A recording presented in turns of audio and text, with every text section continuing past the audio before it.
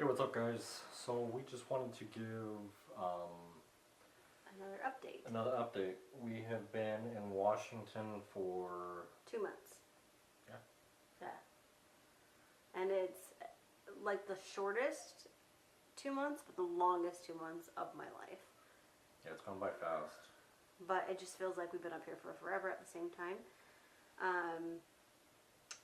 As far as work, so I am no longer at Starbucks. I was with Starbucks for almost 3 years. Contemplating quitting many times.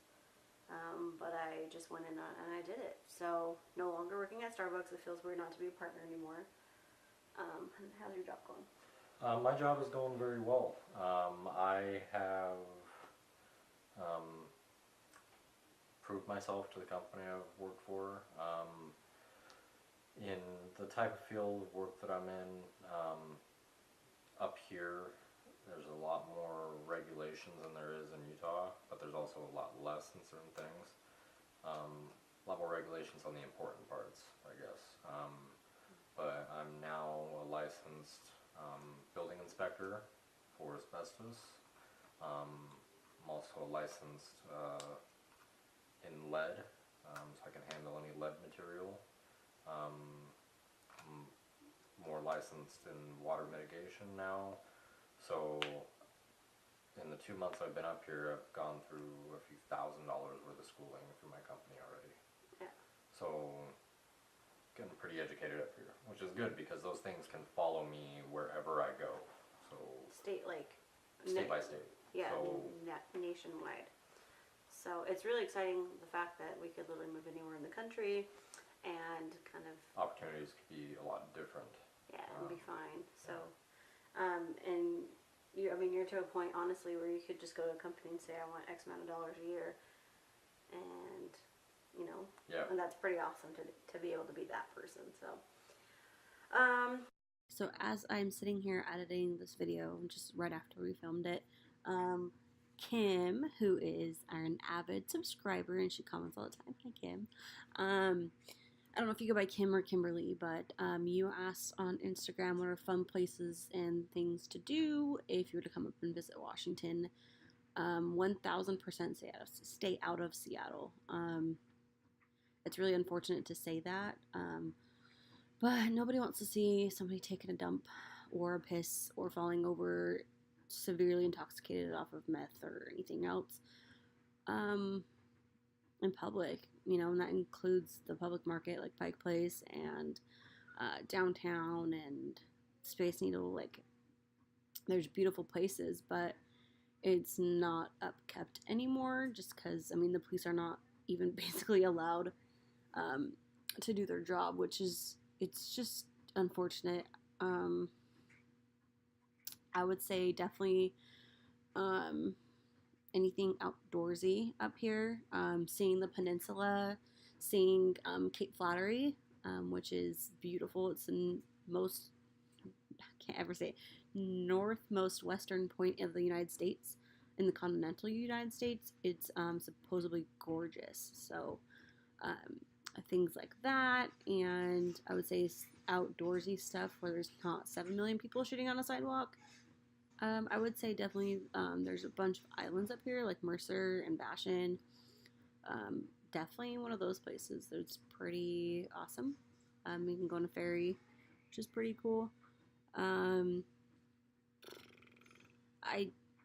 honestly, first thing you need to do before you ever visit Washington is watch Seattle's Dying. That's the number one thing I recommend doing, and not visit Seattle. Tacoma, still kind of the same way. You really don't want to visit there. It's basically just a mini Seattle, in the sense. It's beautiful. It's like if, Kimberly, I don't know where you're at, but it's like if San Fran and Salt Lake had a baby. It's really like it's hilly, like how San Fran is, but it's small, kind of like how Salt Lake is. That's where a bunch of like random crimes happen, versus you being like in the drug scene or in the crime scene or homeless scene. It's more random crimes there, like everyday people getting murdered. We'll talk about that later in the video, but um, before you visit, watch that, do your research. And as more things pop into mind, that's a really good question because I'm kind of stumped because at this point I would just say anything involving staying out of Seattle would be a great thing. And that includes like the greater Seattle area, which basically goes to Olympia. And Olympia is the capital, and that area is pretty gorgeous. It's Ocean Shores. It's right outside of that. And actually, Forks is up there. And Zach's a big Twilight fan, and Forks is up there by Aberdeen. So, there's like the recreated house of like Bella's house is up there, and things like that. So it's pretty cool. We haven't been up there yet. I think we're gonna be going and doing that soon. I really can't think of anything else, but that's a really good question. And as more things come to mind and we explore more things outside of Seattle, I'll definitely kind of give you the thumbs up of what to do and what not to do. But I would say, again, anything outdoors and away from Seattle, pretty solid. Kids. So Sebastian's still in the dual language. I asked him if he wanted me to take him out of it like a month ago.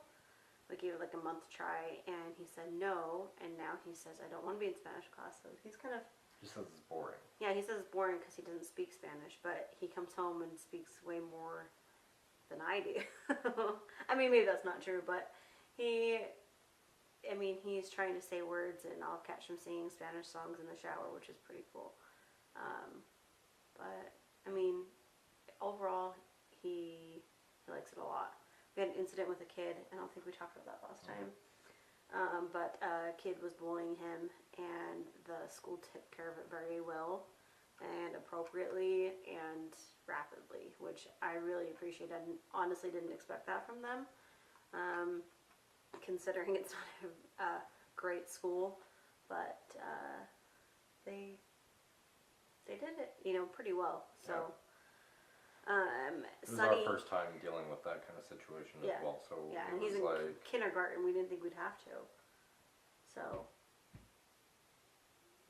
she's pounding on the wall. Perks of living in an apartment. So I'll just have to keep it down, I guess. But Sonny is now fully potty trained. He hasn't had any pee, because we still put diapers on him at night. He hasn't had any pee in his diaper for like 2 weeks, and he hasn't had a pee accident in probably about 2 weeks, and he has only had one poop accident. He had a little bit of poop, this is so TMI, but he had a little bit of poop in his underwear, but then he pooped the rest of his poop in the toilet. So he is doing amazing. I know he's 3, and it's like pretty late on like getting the potty training process started, but you can't force a kid to potty train when they don't want to, and especially when there's so many changes happening. I mean, I think that we started at a great time, and he adapted fast, and he really, we've only been hardcore going at it for like the last month, and a month of like introducing it when we moved here. So what else? Community. What's it like up here in Washington for us? It's kind of crazy. So we've been told time and time again to watch Seattle's Dying. By my coworkers. And by my previous coworkers and family and everything else. And honestly, it makes a lot of sense as to what is going on up here. I'm not going to call it a homeless crisis. If you watch the documentary, which I do, it's like an hour long on YouTube. I do recommend watching it. It's not a homeless crisis because people who hold themselves to a certain standard would never live and allow themselves to do what what is happening up here. So I wouldn't call it a homeless crisis. It's definitely a drug crisis because, I honestly think that these people who are here in Seattle, they're basically bulletproof. I mean, they can have 3 grams of heroin on them and shit in front of Nordstrom's, and they're not gonna get arrested. They're not gonna do anything about it. So it And sucks. it's scary because